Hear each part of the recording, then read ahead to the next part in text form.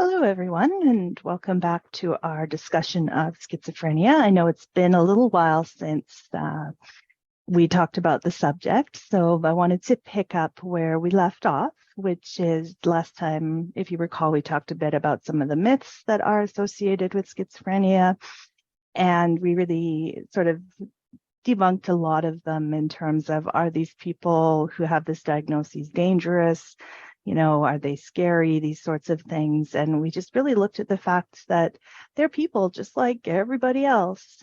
And so today what I want to do is talk a little bit about hallucinations and delusions.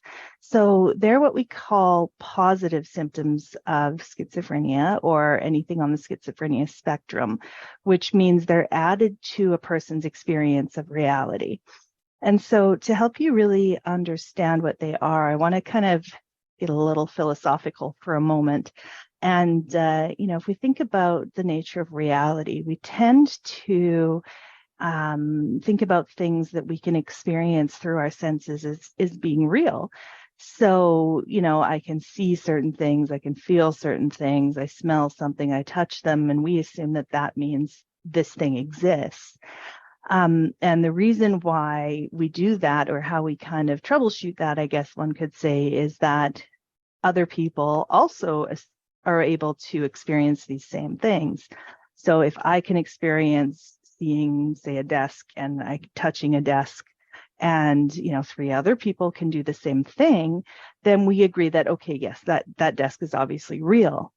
Now, if we think about it a little bit in kind of a mind-bendy kind of way, there are certain things such as, let's say, color that we agree exists, but our experience of it could be completely different.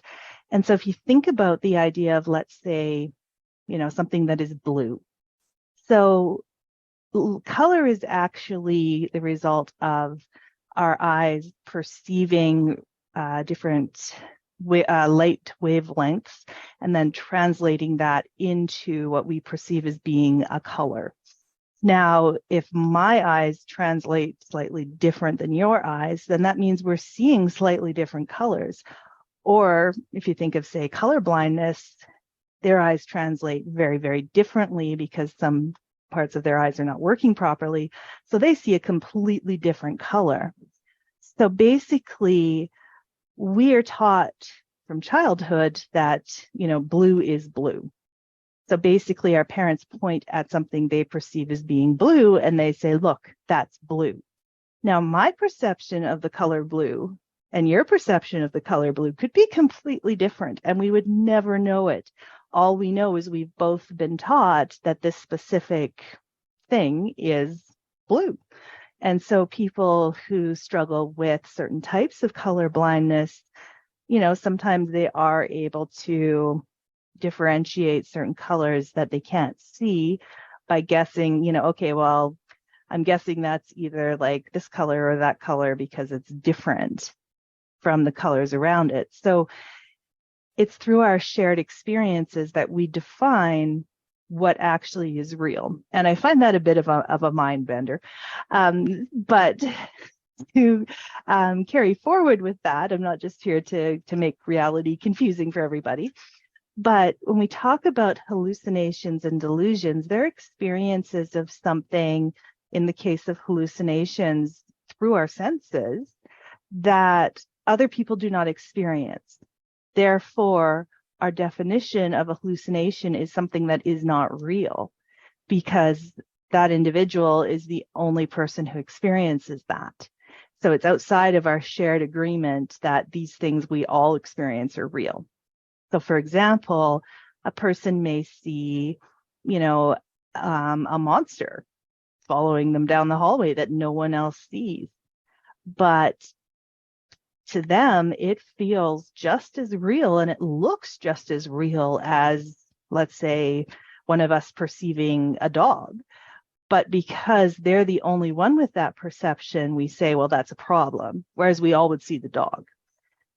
So hallucinations basically refer to anything within the senses the person experiences that is not part of reality. So it can be voices, which are one of the most common. So a person might have voices that they hear telling them things. These voices can be really nasty, and they can tell them horrible things about themselves, or they can be directive and they can be telling them to do certain things, or they can be really nice and they can, be telling them they're amazing, or they can just be neutral and just kind of, commenting or commentating what the person's doing during the day. So there's a variety of experiences.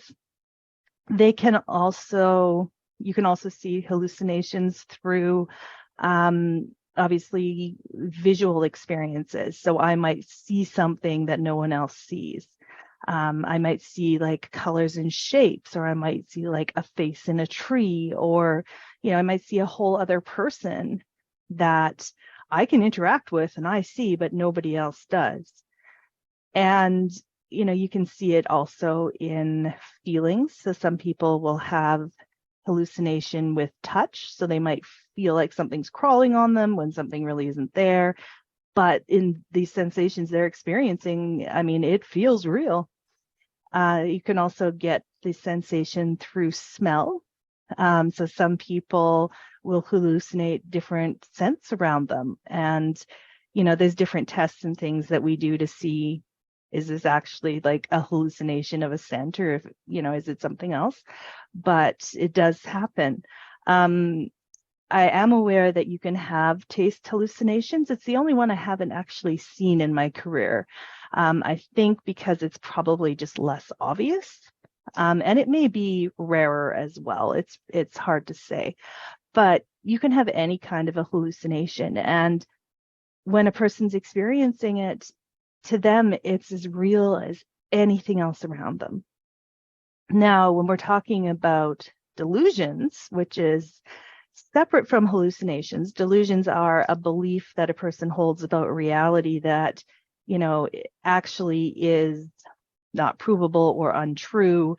And it has to be, it has to not be part of an acceptable cultural belief.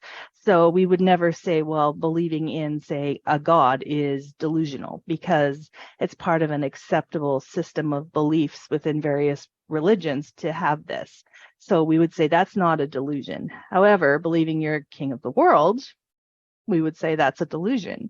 Or believing that people are stalking you, or, a variety of different beliefs that they're not socially acceptable. They're not part of a school of thought. They're just unique to that individual.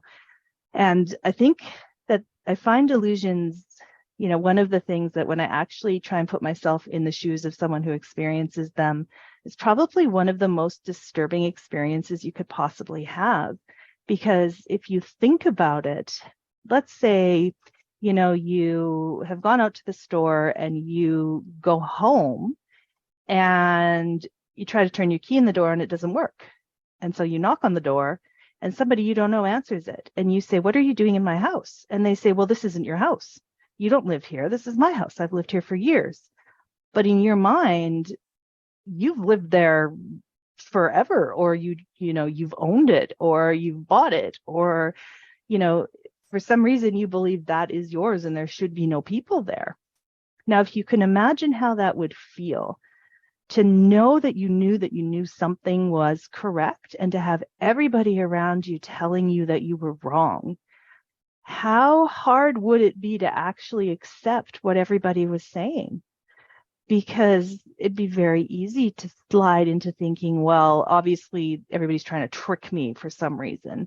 Or, obviously somebody's paid these people to try and convince me that this isn't true. So, if I told you one day the sky's pink and you looked at it and you're like, well, the sky's blue, what's going on? No, it's pink. And you ask someone else and they're like, no, the sky's pink. And then you ask somebody else and they're like, well, what's wrong with you? Like, why do you think the sky is blue? The sky is pink. But your experience is that, well, no, it's very, very blue. And so that in and of itself really causes people a lot of distress, because it's the true definition of nobody believing you. Because often what the person believes is so incredulous or so unlikely, or, just so incorrect that people just think they're being ridiculous. And so when we see the presence of hallucinations or of delusions or of both, then we definitely start looking at, okay, this is probably something on the schizophrenia spectrum. We do see hallucinations and delusions showing up in a few other diagnoses. Some of them are chemically induced. Some of them are more specific to one type of diagnosis. So let's say like delusional disorder versus schizophrenia. But the positive symptoms tend to be what cause people the most distress and tend to be what bring people into doctors.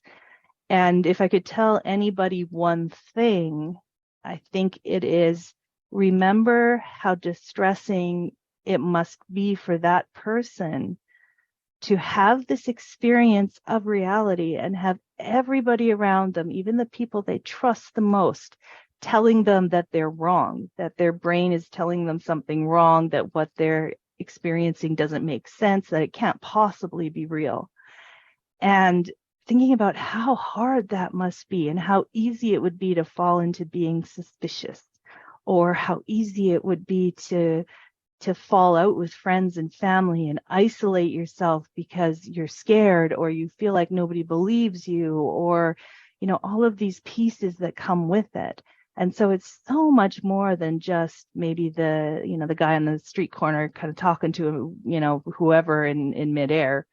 Most of us, we walk by and we're kind of like, oh, well, that's kind of weird.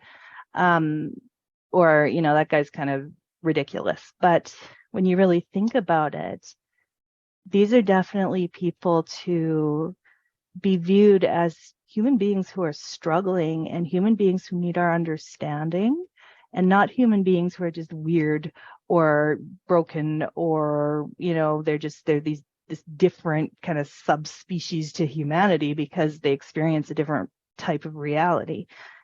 And so striving to even just be mindful of that when you're working with someone who has a diagnosis of a schizophrenia spectrum disorder, or, you're living with somebody with it, or even if you've got one yourself and you're medicated, but, you still really struggle.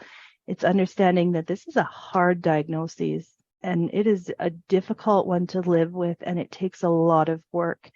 And the best thing to do is to give that person the space to work on it and to give them our understanding.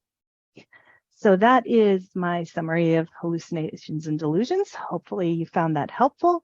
Next time, I'm going to talk a little bit about what we call negative symptoms that show up with schizophrenia spectrum disorders. It tends to be that the negative symptoms are the most distressing for people around the individual. So, if you're someone who has the diagnoses, hallucinations and delusions tend to distress you the most.